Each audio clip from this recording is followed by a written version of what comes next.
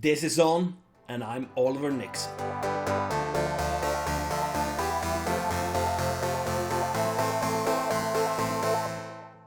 Hi guys, so Intel had their presentation last night and it wasn't what I expected. They released 6 new 9th generation desktop CPUs ranging from i3 to i9, with the 9th generation of mobile CPUs being released this second quarter. What is significant with these new desktop CPUs is that they have cut out the usually integrated GPU, with the i5 9400 being the odd man out that comes with an integrated Intel 930 GPU. From what I've read, this could be a counter move from Intel, so they finally have something of value compared to the Ryzen series, which has been defined by their price to performance ratio. The removal of the integrated GPU could possibly reduce heat, power consumption, and increase overclocking capabilities. What all this boils down to is that Intel's new 9th generation CPUs could have a relatively cheap price and be a serious contender when it comes to getting value for your money. As of yet, there are no tests or any reviews, so we'll just have to wait and see how they perform compared to the Ryzen series. They also announced a new CPU named Ice Lake, which is built on 10 nanometers for the next generation of laptops and tablets. Ice Lake in turn is built on the new Sunny Cove architecture that they released last December. In preparation for the future, Ice Lake has support for Thunderbolt 3, Wi-Fi 6 and Intel's 11th generation integrated GPUs. AI capabilities are also supported through Intel's Deep Learning Boost, introduced last year with the Cascade Lake. These AI capabilities were showcased through a staged moment where they were searching for images on 2 separate laptops, thus showcasing how Intel's Deep Learning Boost made this process faster in comparison with Intel's 8th generation mobile CPUs. A big part of this reveal is the initiative called Project Athena, which is Intel's way of incentivizing makers of laptops and other mobile platforms to start introducing AI and 5G capabilities into their different products. That was pretty much it when it comes to hardware solutions we're going to see in different kinds of consumer products in one way or another during this year. That was it.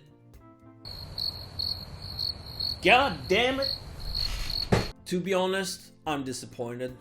I was expecting more specifics, to be honest, but thankfully some tech sites and others found out what the new 9th generation CPUs actually were, and it was later confirmed that by Intel themselves that that's were the CPUs they were referring to during the presentation. Another thing is, what does Athena actually entail? You know, if you don't count the AI capabilities and 5G, which is considered, to be technologies for the future, of course. We have already seen some sort of AI used in mobile phones and such. But what does it actually mean beyond, better battery performance and such? We don't know yet, to be honest, and no one else seems to know either, so we'll just have to wait and see. And this comes back to Intel's lack of, specifics, details, anything really, to show us what they mean when they say, better battery life and such. So I leave this presentation with a little bit of bittersweet taste in my mouth, to be honest. I was hoping for more specifics on, performance numbers and, what does these new 9th generation desktop CPUs actually perform.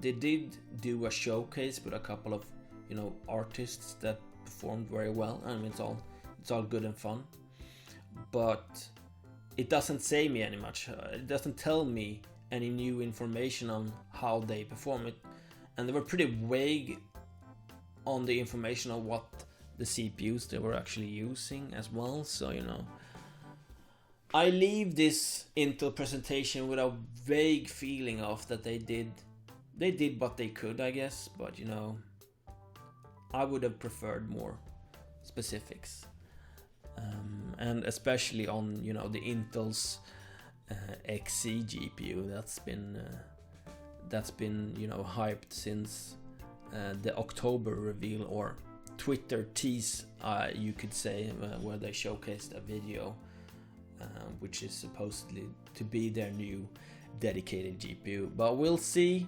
The year is young, and there's loads of more time to, you know, show us what they mean when they know they want to create a GPU that can compete in the higher end of the market. So give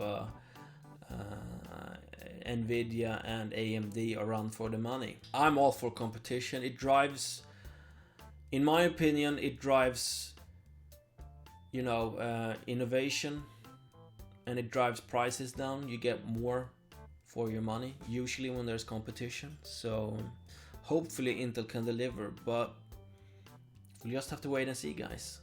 That's all for me. Thank you for watching.